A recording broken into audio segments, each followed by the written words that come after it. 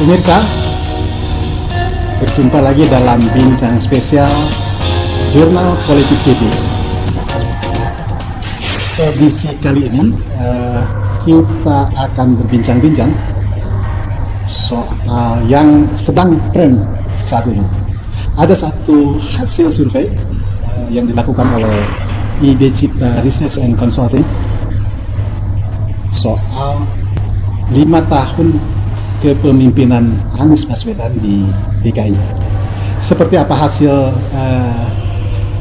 risetnya, hasil surveinya? Pada edisi kali ini kita khusus undang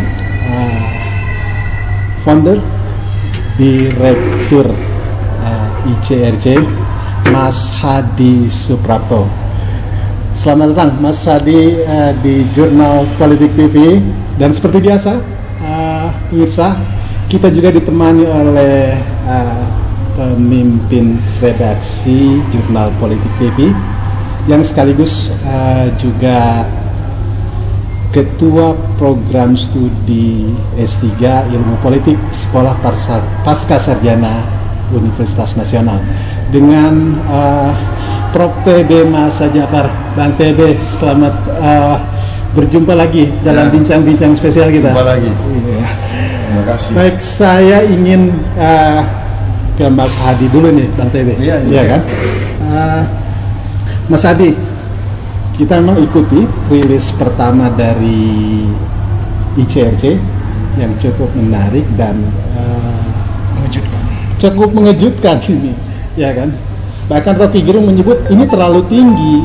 Jadi ada tingkat kepuasan warga DKI sampai di atas 70%, 76, berapa persen gitu? 6,9. 76,9%, ya kan? Itu sebenarnya seperti apa? Ada catatan yang menarik yang kami catat dari rilis pertama itu. Mas Hadi menyebutkan bahwa ini bisa jadi tangga buat Anies untuk terus naik ke jenjang posisi politik lebih tinggi lagi, seperti Pak Jokowi dulu dari Gubernur DKI menjadi Presiden. Nah, ini sebenarnya gimana penjelasannya berdasarkan data-data yang di riset? Silakan Pak Hadi. Jadi dalam pemilih langsung itu berlaku namanya hukum bersih. Jadi ada reward and punishment. Jadi jika orang puas dengan apa yang telah dia lakukan, maka seorang incumbent akan maju untuk yang kedua kalinya, atau istrinya atau anaknya itu sudah menjadi hukum alam, maka peluang untuk terpilih kembali itu besar. Apalagi kalau kita berbicara tentang peta politik di DKI Jakarta. DKI Jakarta itu adalah barometer politik Indonesia, kemudian dia merupakan epicentrum politik Indonesia, di mana di situ pusat kekuasaan elit, pusat kekuasaan ekonomi, pusat pemberitaan. Jadi apapun yang dilakukan oleh seorang gubernur DKI Jakarta, apalagi beliau berhasil membangun DKI Jakarta, maka itu menjadi tangga mudah bagi seorang gubernur untuk bisa maju ke posisi yang lebih tinggi. Dan itu sudah dicontohkan oleh Pak Jokowi, ya, maju dari Solo, kemudian masuk DKI Jakarta, kemudian setelah itu terpilih menjadi Presiden Republik Indonesia.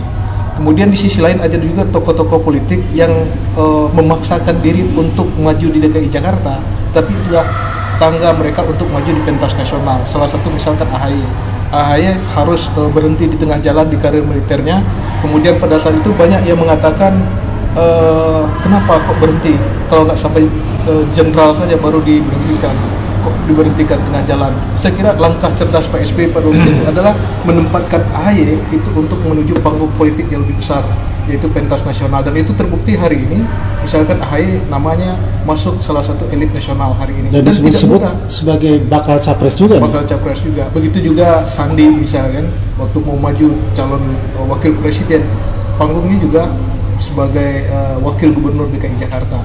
Nah, dengan tingkat kepuasan publik yang tinggi, kemarin kita melakukan riset pada tanggal 20 sampai 30 Juli itu dengan metode stratified random sampling. Kemudian kita tanyakan kepada masyarakat tentang tingkat kepuasan publik terhadap kinerja Anies selama 5 tahun.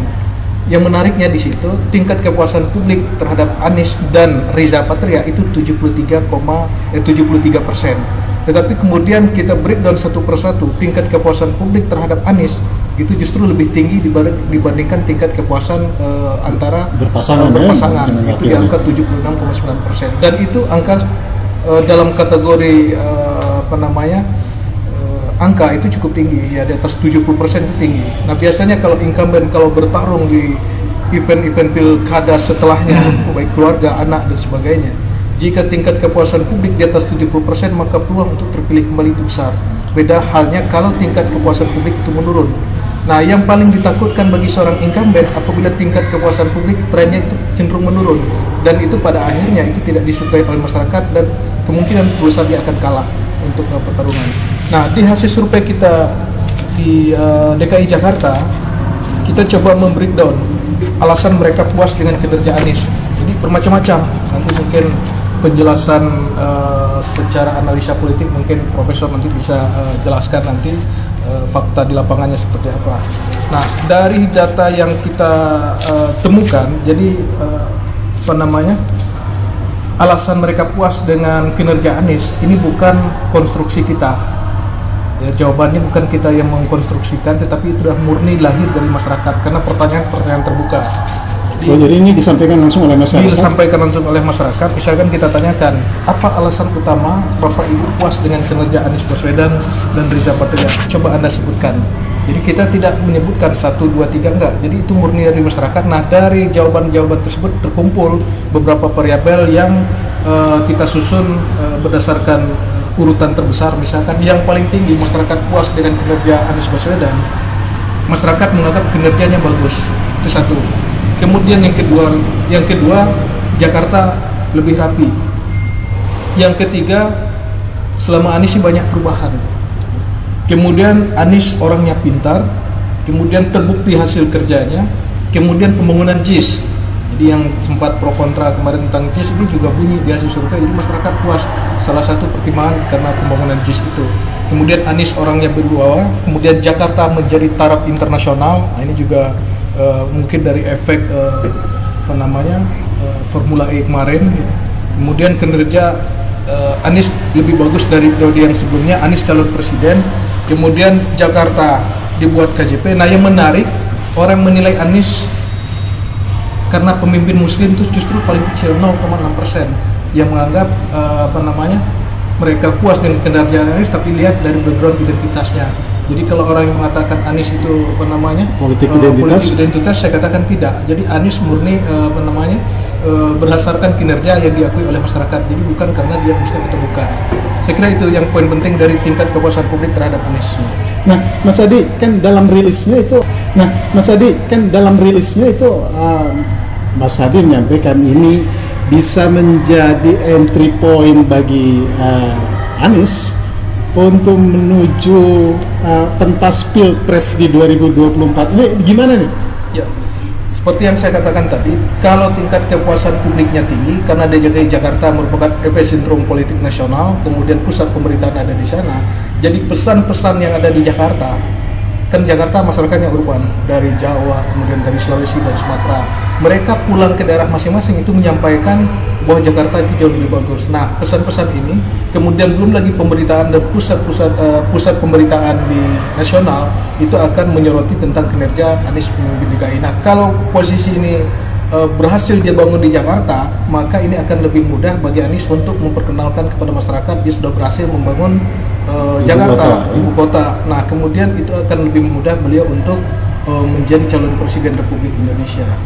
Ya Bang Tebe, Mas Hadi tadi kan mengungkapkan ini prestasi-prestasi pengakuan publik dan seterusnya itu sangat memungkinkan buat Anies untuk tampil di Pilpres. Ini mulai rame nih soal Pilpres ini, gitu. Bang Tebe setuju nggak bahwa ini merupakan entry point buat Anies, poin yang bagus buat Anies untuk tampil menjadi pemimpin nasional? Itu kan sudah merupakan hukum alam ya. Jadi sirkulasi elit itu kan dia bisa muncul dari semua arah. Secara formal memang lainnya kan dari partai. Tapi kita itu diskusi panjang. Partai sekarang ini dia problem internalnya macam-macam ya. Nah, kebetulan dia itu muncul di luar partai.